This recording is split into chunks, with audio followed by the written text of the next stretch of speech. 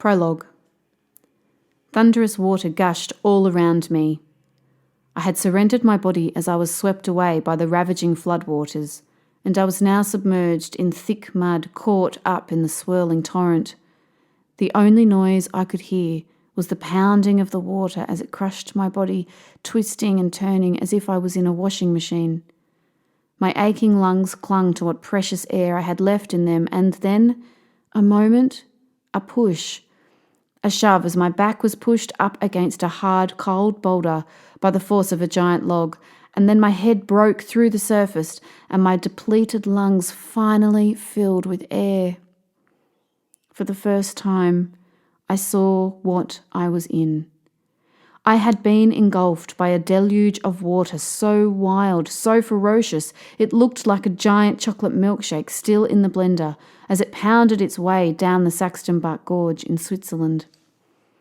Another giant log rammed into my stomach as rapids ran wild over my body. Its force like that of a car slamming on its brakes, and it pushed my back further up the boulder, crushing me. I could hear the deluge raging down the mountainside, the sound hammering in my ears, yet all I could feel was the air, the exquisite, pure, delightful air replenishing my lungs, air to breathe in and air to breathe out.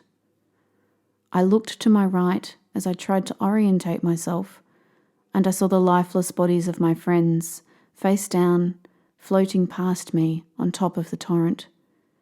I looked straight ahead, back up the mountain to where I had been standing just moments before, among friends, abuzz with anticipation of the adventures that lay ahead.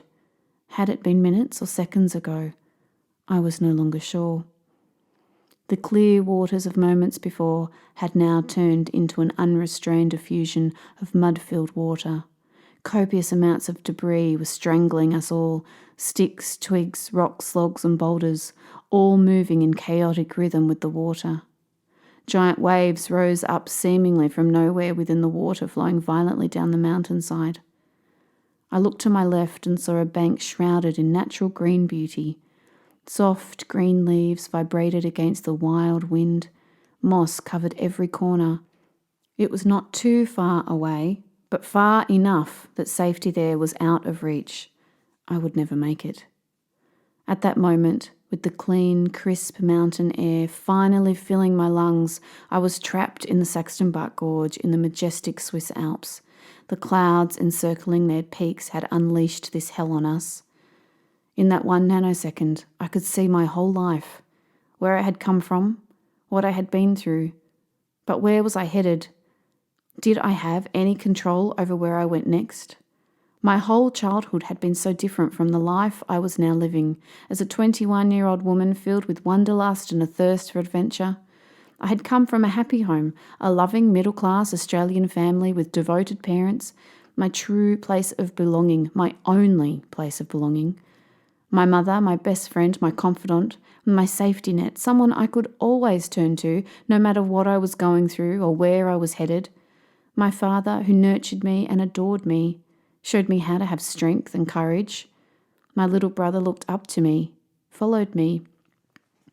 I was trusting of everyone, always looking to do the right thing.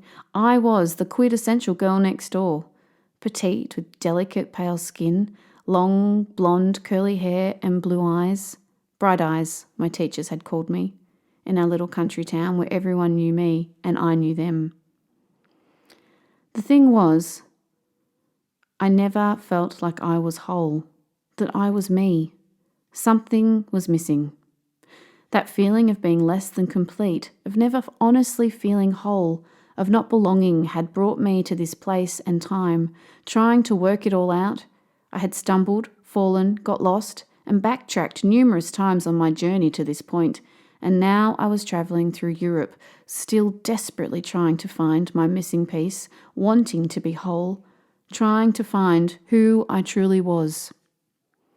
In the middle of this torrent of destruction, with water hellishly lapping at my chin, mud covering my limbs, cramming underneath my fingernails and into my ears, coating my eyelids and eyelashes, and sliding up my nose as it pushed past me, I finally had found myself.